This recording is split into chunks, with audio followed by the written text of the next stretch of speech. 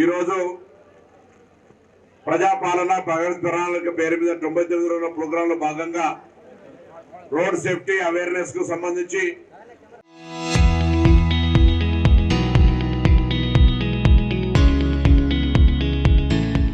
అరే వలయ కార్యక్రమం మీద ఆదిలాబాద్ రావడం జరిగింది. ముఖ్య ఉద్దేశం రోడ్డు ప్రమాదాల్లో ట్రాఫిక్ నియమ నిబంధనలు పాటించకుండా రోజుకు కనీసం 20 చనిపోతున్నటువంటి పరిస్థితుల్లో అవగాహన కల్పించాలి. అంటే వాళ్ళందరికీ కూడా కొంత ఈ అవగాహన కల్పించి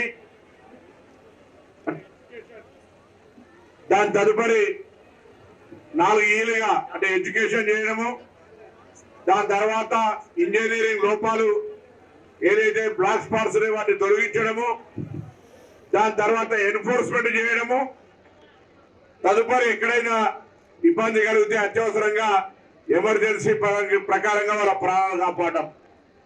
ఇవి 4 రకాలుగా కేంద్ర ప్రభుత్వము సుప్రీంకోర్టు ఇచ్చిన తీర్పు మేరకు గతంలో రోడ్ సేఫ్టీ ఇంత ప్రాధాన్యత లేకుండే, కానీ దాదాపు 1,00,000 పైన ప్రతి సంవత్సరం ఏ విపత్తు వచ్చినా, ఎంత పెద్ద ప్రకృతి వైపరీత్యం వచ్చినా, యుద్ధం వచ్చినా చనిపోయినంత మంది, ముఖ్యంగా 25 నుంచి 40 సంవత్సరాల లోపల పిల్లలు, ముఖ్యంగా 2 వీలర్ చిన్న నిర్లక్ష్యం, హెల్మెట్ ధరించకపోవడమో, త్రాగి నడపడమో, రాంగ్ రూట్ లో పోవడమో, ఇటువంటి కారణాల వల్ల మరి చాలా మంది చనిపోతా ఉన్నారు.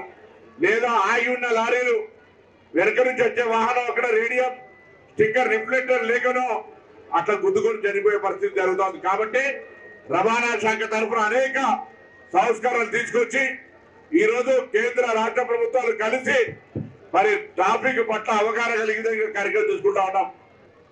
ఈరోజు ఈ కార్యక్రమం వల్ల మేము ఎదురైనా మనం చెప్తాం, సావధాన భేద దండ. ముందుగా రవాణా శాఖ, పోలీస్ శాఖ, ఇతర శాఖలు అన్ని కూడా దీని మీద ఎంత నియమ నిబంధనలు పెట్టినా ప్రజల భాగస్వామ్యం లేని అసాధ్యం. కాబట్టి నేను ఆదిలాబాద్ జిల్లా ప్రజలను తెలంగాణ ప్రభుత్వ పక్షాన విజ్ఞప్తి చేస్తా ఉన్నా, రోడ్డు భద్రత నియమ నిబంధనలు పాటించండి, మీ ప్రాణాలను కాపాడుకోండి. ఎదుటి వాడి ప్రాణానికి ముప్పు తెచ్చే విధంగా మీ యొక్క వాహనం నడిపే విధానం ఉండద్దు. మనందరం నిన్న మా ఎంపీ గారు ఆర్టిఫిషియల్ ఇంటెలిజెన్స్ లో వాహన యూటిలైజేషన్ ను సగటు మానవుడు రోజు 2-3 గంటలు బండి మీద తిరిగే విధంగా ఉంది. అదే రాజకీయ నాయకుడు తీసుకుంటే రోజు 6 నుంచి 8 గంటలు వాహనాల్లో తిరుగుతూ ఉన్నాం. వాహనాల్లో తిరిగే సందర్భంలో ఏర్పడే ప్రమాదం కుటుంబాలను రోడ్ల మీద పడేసినటువంటి పరిస్థితులు అనేక ఉన్నాయి. కాబట్టి ఎండగొడుతోంది ఎక్కువ సందర్భం ఒకటే, మనం ప్రతి ఒక్కరం సామాజిక బాధ్యతగా ఈ యొక్క వాహన ట్రాఫిక్ నిబంధనలను పాటిస్తూ మన ప్రాణాలను కాపాడుకుంటూ కుటుంబానికి అండగా మన పట్ల ఎదురు చూస్తున్నటువంటి వాళ్ళ కొరకు అరే వలయని మీరు తిరిగి క్షేమంగా ఇంటికి రావాలనే ప్రోగ్రామ్ తో జరుగుతూ ఉంది. ఈ విషయాన్ని దయచేసి అందరూ బాధ్యతగా ప్రచారం చేసే కార్యక్రమంలో భాగస్వాములు కావాలని, రాజకీయాలకు లేదు, వ్యక్తిగత లింగ భేదం లేకుండా, కుల మతం లేకుండా అందరూ కూడా ట్రాఫిక్ నియమ నిబంధనలు పాటిస్తామనేటువంటి ప్రమాణం చేయాల్సిందే సందర్భంగా కోరుతూ నమస్కారం చెప్తూ సెలవు తీసుకుంటాం.